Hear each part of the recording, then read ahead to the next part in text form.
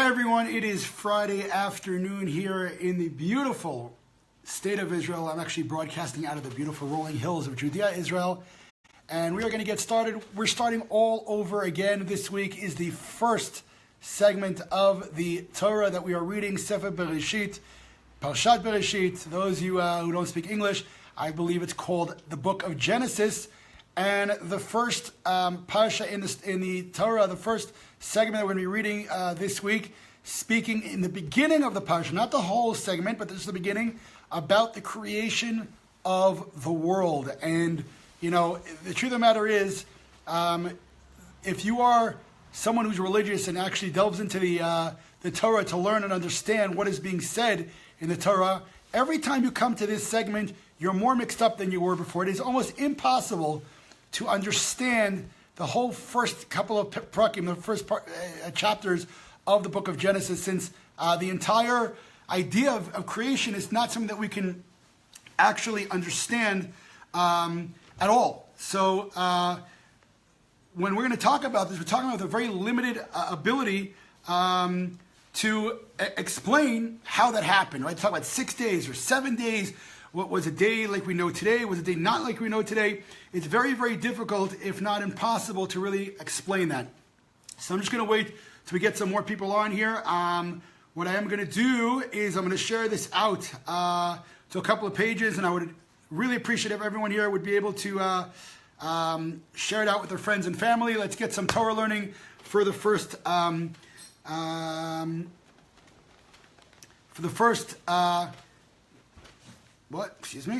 the first book of the Torah. So I'm just inviting some friends in here. We'll get started in just 1 second. For those of you, I want to remind you of a couple of things for those of you watching. Number one, I'm putting out again the link to help the first responders, anti-terrorist teams who are keeping the towns, Jewish towns of Judea and Samaria safe. I'm actually on one of those teams, and we're all volunteers. We have IDF weapons, but everything else is on our private budget. So one of the things that we're very much missing is the night goggles. And so therefore I have a link right here that I'm putting out.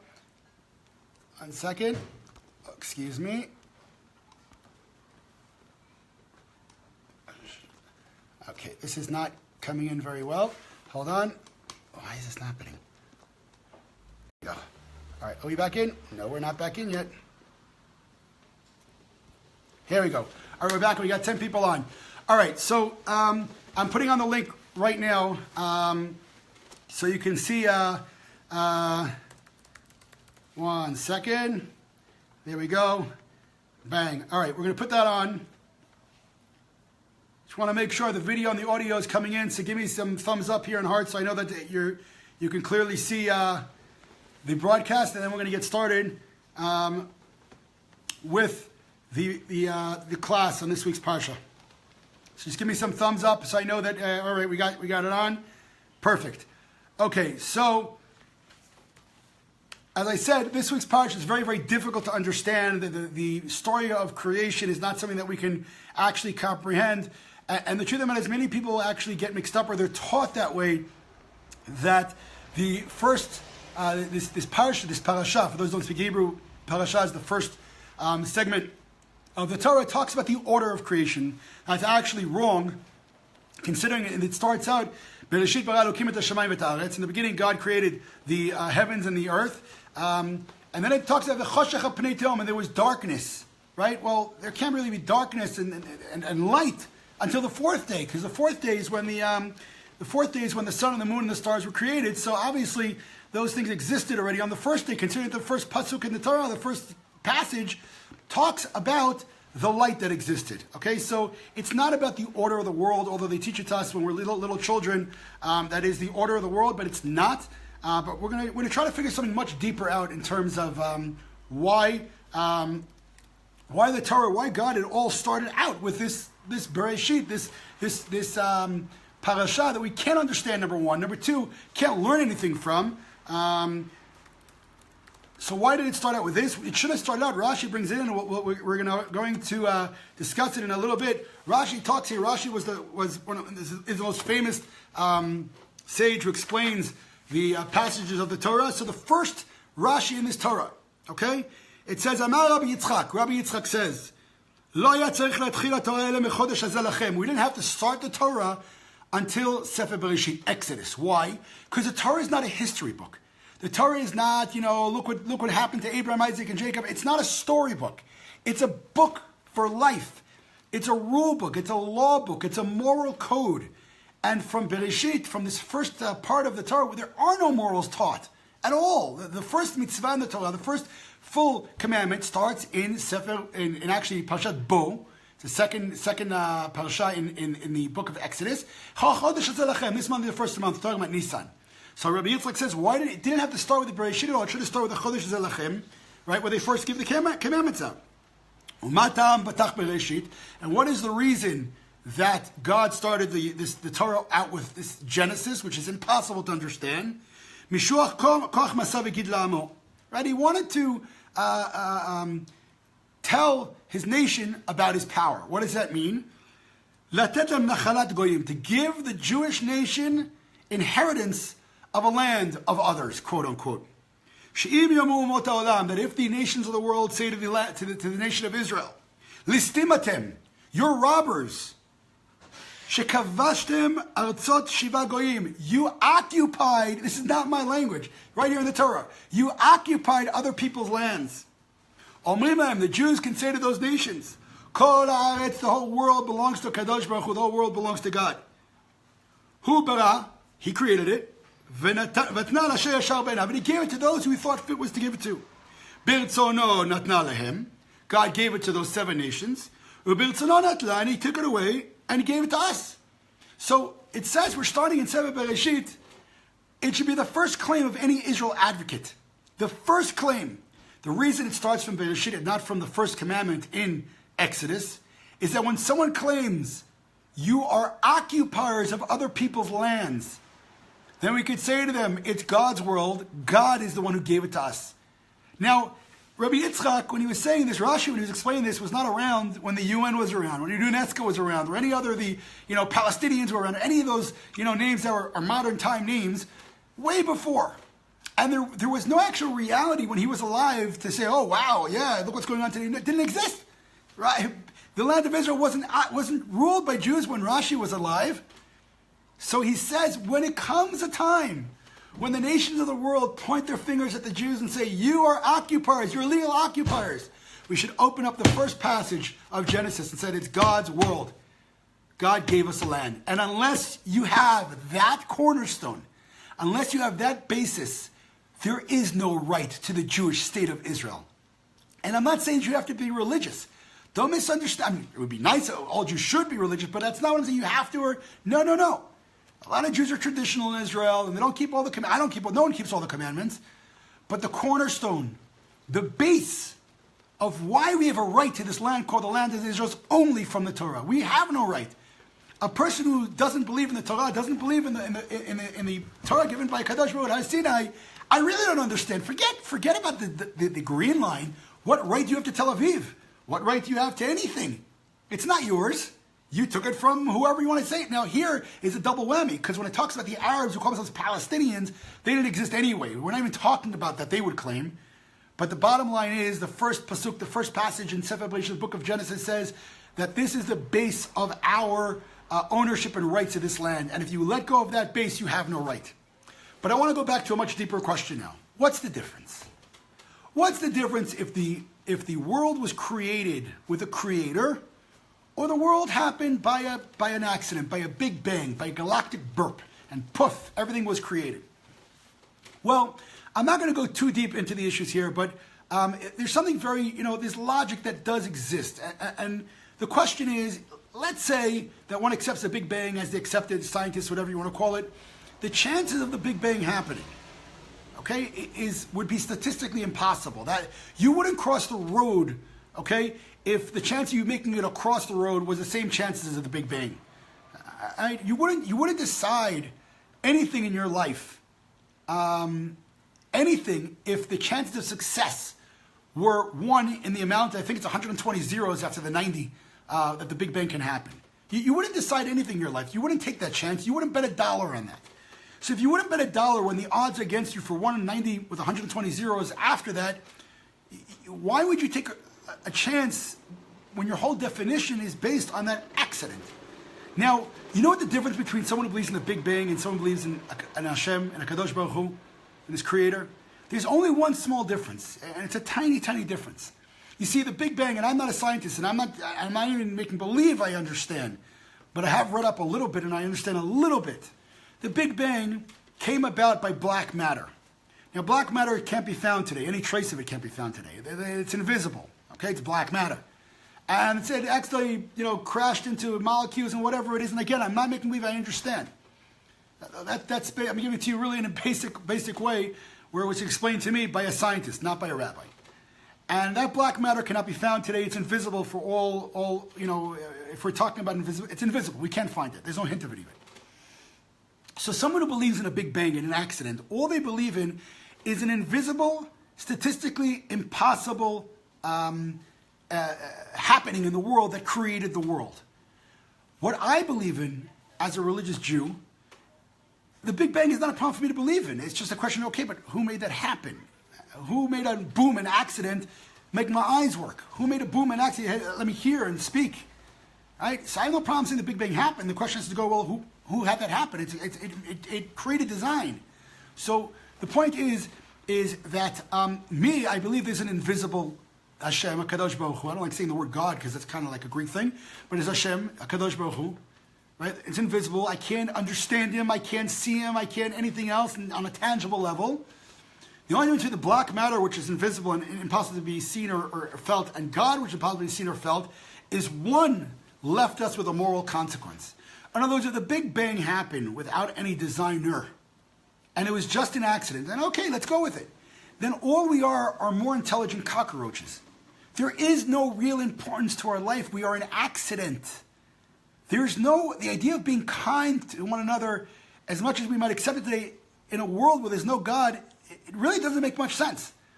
Because if you look at the animal kingdom, okay, when an animal sees another animal with food or with whatever he wants, or even marking its territory, animals go kill each other for that, right? There's no moral consequence when an animal kills another animal to take its food. There's no moral consequence when an animal takes another animal's mate and steals it and kills the husband or wife. Right? There's no moral consequence because they're animals and their goal is to survive. That's the animal goal.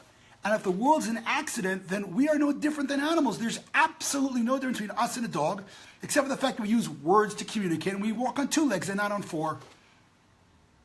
And I would love to hear someone who doesn't believe in a creator, in a Hashem, and a Kadosh Baruch Hu, explain to me what is between an animal and a human being. In fact, I'll go even farther to say that the animal has a much better life. Think about this for a second. What does a dog do all its life? Right? It goes to sleep, it eats, it poops wherever it wants, and it does whatever it wants to whomever it wants. And, all right, so they're counting off. Don't worry about the, let me just get it. Hold on 1 second, don't go anywhere.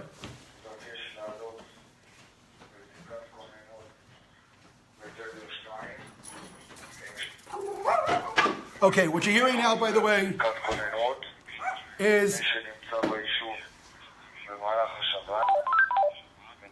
you're hearing my security going off right now. Every Shabbat, hold on 1 second. Ari Fold Bazait.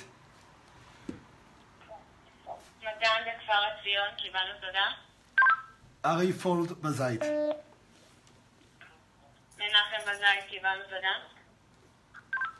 Ari Fold Bazait. Okay, so what happens is every Shabbat, before Shabbat, we count off, make sure who's in the area to protect the area, and then we know the teams if God forbid something happens. All right, let's get back to Breishit. So what I was saying is, unless there's a creator, there's no real difference between an animal and a human. In other words, why can't I steal? If I see someone's car and I like his car, why can't I still live in a godless world, in a world that happened by chance, that I'm an accident? What is my goal in a world that I'm an accident? It's survival, it's enjoyment. And that's really all it is. Again, the fact that someone's nice, they're finding nice by what they think is nice. But again, What is it based on? Now, it doesn't mean that people who are atheists can't be nice. That's not what I'm saying, and they can't be nice and moral people. What I'm saying is they're only nice and moral people as long as their social surroundings are parallel to what the Torah teaches us. Thou shalt not steal, thou shalt not murder. So that's wonderful. When society's going that way, it's beautiful. The problem is what happens when society takes a sharp right or left turn. What happens when society all of a sudden thinks, thanks, I think I saw it. What happens when society all of a sudden thinks that it's okay to kill people who are Jews? Gas them. They're subhuman. What happens when a society says, well, freedom of choice, a woman can kill an unborn baby, right? Where do I stand now? Do I let society dictate to me morality and say, well, society believes this in 2017 or in 1942, therefore I'm going to go along with it? Or I say, hold it. No. Torah is morality. If you go against the Torah, it's not moral. Now they'll call you, you're primitive and you're this and you're that. Why? Because you're not going along, very careful, you're not going along with society's modern idea of morality. So you're primitive, right? That's the definition that they give to you. If you don't accept modern day ideology of morality, then you're primitive. Because they say that society has the right to dictate what's moral and immoral. Well, we've seen societies, in fact, they say this to people all the time. Western society thinks we're so high and mighty. The problem is China, Africa, Islamic regimes, they all don't believe in the morality you believe in. I mean, China used to, I don't know if they still do it, to kill little baby girls because they wanted boys. When we talk about the radical Islamic regimes around the world, we talk about Africa, Western society, we are in the minority of our ideals of morality. The fact that you live in that society now and say, oh, killing is wrong, right? You live in America, killing is wrong, you feel comfortable with that. But if you lived in parts of Africa, you wouldn't see it that way. If you were born in Afghanistan or you were born in Iran, you wouldn't see things the way you see things today. So the only reason that you think it's normal is because you live in that society, but you're a minority when it comes to defining morality. The majority of the world doesn't believe in your westernized morality. So when it comes to morality, if you're not defining it by an objective source, not based on my comfort. Well, this is what I feel like today. I feel like a girl. I feel like a boy. If you're basing it on your feelings, that's the animal kingdom. That's exactly the animal kingdom. The dog feels like biting that dog because it wants its bone. That's what it'll do. That is animalistic. Humans who believe in a God, believe that we're on another spiritual plane. We have spirituality that does not exist in the animal kingdom. Okay, animals have souls, don't have souls. No, they don't have souls. What's my proof? Well, if they had souls, you would hold them up to a moral consequence. If they killed another animal, you would have consequence. You'd say, okay, you are an immoral animal. You're an immoral lion, immoral dog, whatever it is. Now, the animal kingdom was doing just fine until man put his hands on it. So the animal kingdom was working perfectly. So Breishit says, yes, animals have that kingdom, but that's not humans. Humans are a whole, we have a neshama, we have a soul. And therefore that invisible creator, okay, as opposed to the invisible accident, left us with a moral consequence. And that is what all morality is based on an objective level. Everything else is opinion and comfort. If you decide at any point in life to say that this is moral or that's moral, because you say it's moral, that is not morality, that's sociology. You decide, well, okay, I'll do this and I'll do that today because it's moral. Okay, so that is the difference between the Big Bang, invisible accident, and God, invisible in terms of a design. There's a purpose, right? If I drop dice on a table and different numbers, there's no purpose to those numbers. Okay? If I drop, I don't know, sticks and they all end up in a beautiful castle, right? Okay, if that happens, it's very lucky, but there was no effort there. It wasn't done. It's no purpose. But if I sat down and I designed something, in order to be a purpose to something, that gives the essence to the thing that I've designed. And therefore the idea, according to Jews, that the world was created rather than being a big accident, gives humans essence. We're not an accident. We're not an oops. We are something that has value, intrinsic value to it. And that is the essence of creation. And all morality stems from that creation, from that creator. And the first passage I read, when people say I'm not occupying, please, but history is on our side, national history is on our side, but religion is on our side. God, you're a Muslim, Christian, wherever religion, you know that God exists, and God gave the land of Israel to the Jews. End of story. If that is not your base, of course you can argue after that history and whatnot, but if that is not your base, you really don't have a leg to stand on. Now, I want to talk for a second about Adam and Eve. This is a very interesting concept. I ask people all the time, what was Adam and Chava's sin? When I say Eve, I did not mean that. Excuse me. Adam v'Chava. Chava was her name, not Eve. Adam v'Chava. What was their sin? Right? What was the sin? So people say, oh, they ate from the tree. And again, don't say the tree of apples, or because there wasn't a tree of apples. Again, that's Christian liturgy, not Judaism. They ate from the tree, fruit tree, right? Was that their sin? Well, let's see. They ate from the tree, and then what happened? God comes in, according to the Breishit, he says, God went through the garden and made some noise in the garden. Right? And Adam and Chava go hide. They go hide from God, right? The Creator. So what happens? God says, Ayeka, where are you? God doesn't know where Adam and Chava are? Really? Really? So finally he finds them, right? Goes to Adam and says, Adam, did you eat from the tree that I told you is prohibited to eat from? What does Adam say? It was Chava's fault. Chava, did you eat from the tree that I prohibited? What does Chava say? It was the serpent's fault. God doesn't go to the serpent. Doesn't ask why he did that. At all. What's going on here? What was their sin? If their sin was eating from the tree, kick them out right away. Why this whole show, this whole Broadway production? Where are you? Make noises in the gun. What? Because the idea that God was doing there was admit you were wrong. Admit you were wrong. You heard noises. You should have fell on your knees and said, God, Kadosh Baruch Hu, I sinned. Chatanu, how could we do something so stupid? How could we do that? God says, Ayeka, where are you? Don't hide. Come out and admit it. Of course, he knows the truth anyway, but it's got to come from you. And then he says to you, Adam, did you eat from the tree that I prohibited you to eat? Don't blame Chava on this. Say, Oy, Kadosh Baruch Hu, yes, I did. And not only did I eat from it, I caused my wife to sin, or she said I caused my husband to sin. Take responsibility for your actions. Now, what happened? Adam receives a punishment. He has to work hard. He's going to be eating thorns. It might not rain. Really has to work. You're going to sweat till you can get the bread out of the land. Right before, in Gan Eden and in the Garden of Eden, he did everything. It was right in front of them. Chava, you're going to have childbearing problems. It's going to be painful. Yeah, terrible, right? Terrible punishments. What's the serpent's punishment? Serpent, I'll take away your legs. You're going to be on the floor all the time, and you'll be eating dust for the rest of your life. Now, I don't know about you, but the serpent's punishment basically said, you're going to have everything you always need. The dust is always going to be there. You're never going to be missing food. So while Hashem doesn't give a chance to the serpent to say, well, this is why I did it, he's getting the best of the best. The serpent will never need anything anymore. He's going to be on the floor. The man's going to be terrified of the snake, and he'll always eat dust. He's always going to have whatever he needs. Man's going to have to beg for his food. Women's going to have to beg for a childbirth. What's going on here? If the serpent was the bigger of the transgressors here, if he was the inciter, why is he getting off with such an easy punishment, with always getting what he wants? Well, that goes back to the question, why did God create the world? So according to Jewish tradition, God created the world to allow man, woman, and child to have a relationship with the Creator.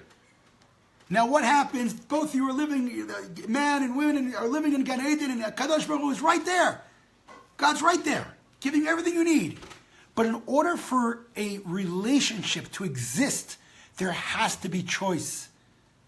You can't force a relationship on someone. So Hashem says to them, I've given you one thing to do. Don't eat from these trees. The only point of giving them that commandment, it seems like a babyish thing. Don't eat from a tree. Who cares? The whole point of that commandment was to give them choice in order for a relationship to exist. The second they broke that relationship, the punishment is not, get out, I hate you. No, the punishment is you separated that relationship. You broke the relationship. You went out farther away than way God created the world. So they were kicked out of Gan Eden because that the trust doesn't go anymore. Trust doesn't go. You broke it. He had one thing to do. One thing to do. Now, because the snake was the incitement here, Hashem does not want a relationship with that serpent. And therefore he's saying, you know what? No more legs, no more talking. You can't pray. You can't ask.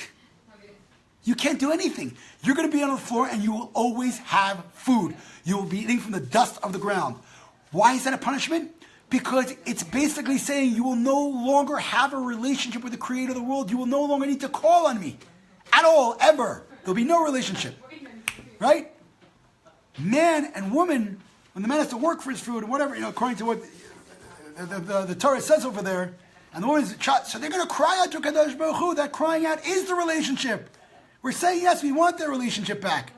That's what it is. It's not a punishment of you don't get this and you don't get that. It's the idea is that you're able to build that relationship up again. And that's why we start from Breishit. There's a lot of commandments that Judaism has afterwards. A lot of tremendous amount of commandments. And you have to, when you do this, when you do that, how you eat, you make a blood. Everything you do in life is commanded. Put on your right shoe before your left shoe. Tie your left shoe before your right shoe. It seems so tiny and little things like no big deal. Does God really care? Well, does God really care if Adam and Chava eat from a tree in the Garden of Eden? Of course he doesn't care. It's a matter of choosing a relationship, and that is the goal of Breishit. And that's where we start about it. The rest of the commandments coming afterwards, it's all equaling up to this relationship. Do you think God cares if I eat a pig or eat a cheeseburger? Childish. No, he's giving you a moral code. Right? The same way when someone gets married, they have a moral code. They sign a contract of trust, verbal and also written. It's there. Yeah, the little things do make a difference when you have a relationship. And that's what this is all about. So I want to wish everyone a very, very happy Shabbat Shalom from the beautiful rolling hills of Judea, Israel. I do want to mention one small thing. Sunday, I'm going off to the IDF. I will try to get you some pictures before I do. I did just put out the link again for the first reactors anti-terrorist team in the area. I'm asking everyone if you can please hit that link and join me as we try to make sure we have whatever we need to stop the terrorists. And one other big news, which I'm asking everyone to share out. If you know anyone, please tag them or let me know, please. I'm a little bit in a rush now because I'm going away next week and I'm going to have a very short time to be able to set this up. In the month of November, I'm flying out to the United States of America All right, we're back. I'm sorry about that, people. You got Facebook problems. I just want to finish off again. I hope you're back on again. I'm sorry I was disconnected there for a little bit. November, I'm flying out to the West Coast, starting in LA, Beverly Hills, San Diego maybe, and hopefully also San Francisco on a speaking tour. About Israel, about the IDF, and I'm certainly looking for more hosts. I need help with people with connections, so please, if you are on the West Coast, please send me a message and let me know if you can help out with hosting something or help me set something up. I am hopefully flying also, we'll go center and also the East Coast either over the next month or January time. So I got to set up a lot of things there as well. I hope I'm back on. Give me some thumbs up so I know I'm back on. So if you are on the West Coast, please do let me know. And that's about it, people. So I want to wish everyone a very, very, very quiet and spiritual Shabbat Shalom from the stunning rolling hills of Judea, Israel. And I ask everyone to please share this out and let other people get a little taste of Torah. On the first week, as we restart the Torah again from the beginning, Sefer Breishit, the first paragraph, the first portion of Genesis. Have a Shabbat Shalom, everyone. Take care. God